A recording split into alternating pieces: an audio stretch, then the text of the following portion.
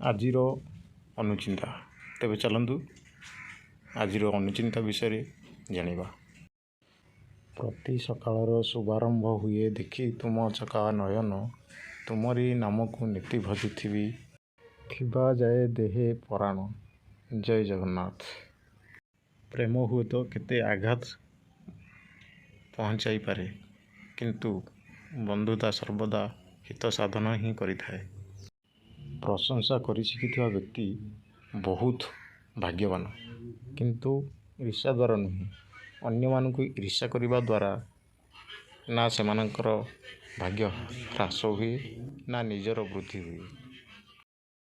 ମନ୍ଦ ଶକ୍ତି ଯେତେ ଶକ୍ତିଶାଳୀ ହେଉନା କାହିଁକି, ତା'ର ଅନ୍ତିମ ସଂସ୍କାର ଭଲ ଶକ୍ତି ହିଁ କରେ।